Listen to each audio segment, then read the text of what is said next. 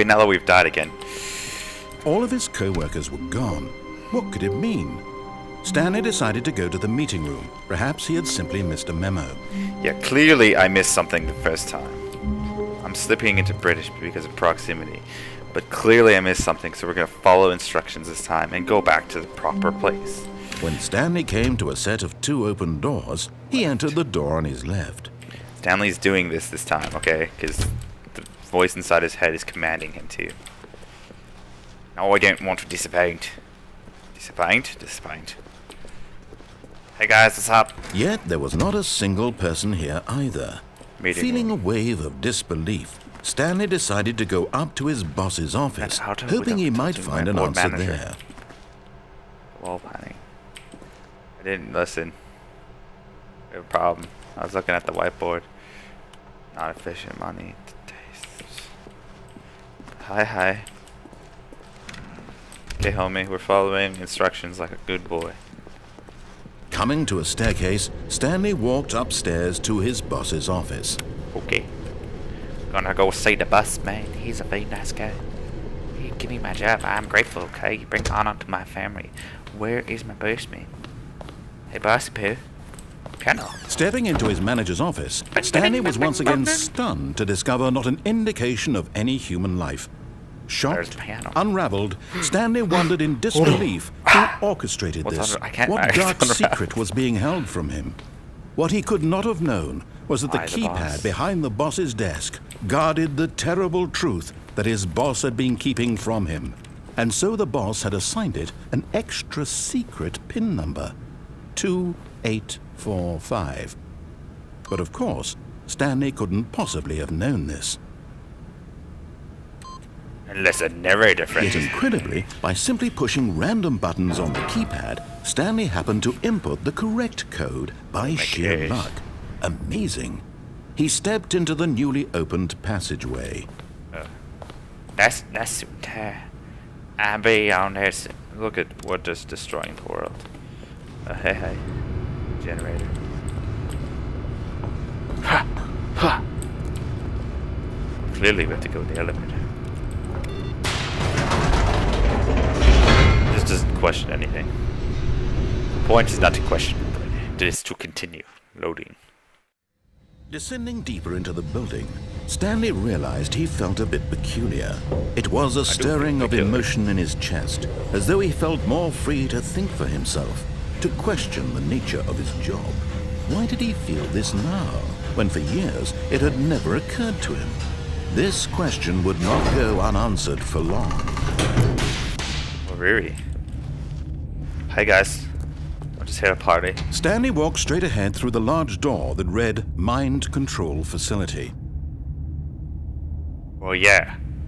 Clearly you would go for that one. So, mind control it is. It's creepy and dark. Hey, hi.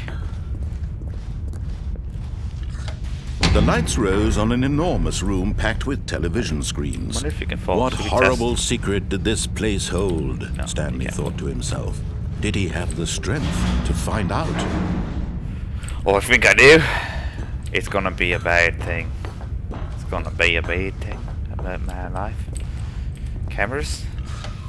Now the monitors jumped to life, their true nature revealed. Each bore the number of an employee in the building. Stanley's co-workers, the lives of so many individuals reduced to images on a screen, and Stanley, one of them, eternally monitored in this place where freedom meant nothing. Yeah, scared life. Daily life, my friend. Daily life.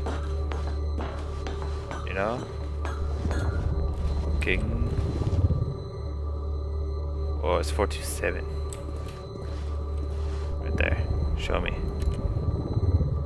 It's just my desk. That's lame. This mind control facility, it was too horrible to believe. It couldn't be true. Had Stanley really been under someone's control all this time? Was this the only reason he was happy with his boring job? That his emotions had been manipulated to accept it blindly? But then why am I walking? No. He refused to believe it. He couldn't accept it. His own life in someone else's control? Never! It was unthinkable, wasn't it? Was it even possible? Unbearable, Had he truly spent his entire life utterly blind to the world?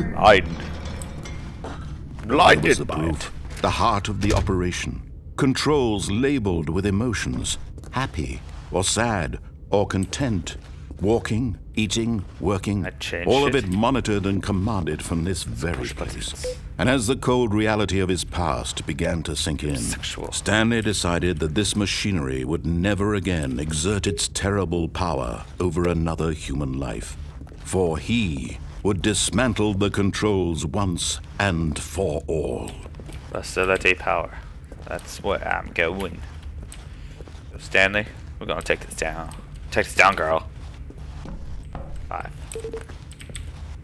Pushing buttons.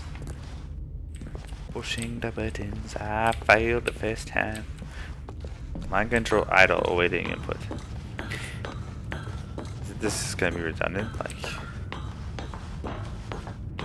And when at last he found the source of the room's power, he knew it was his duty, his obligation, to put an end to this horrible place and to everything it stood for.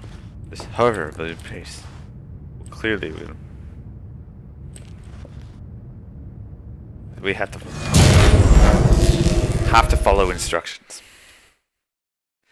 Because last time it didn't work out. And it probably just killed me again. Probably at the beginning. Blackness and a rising chill of uncertainty. Was it over?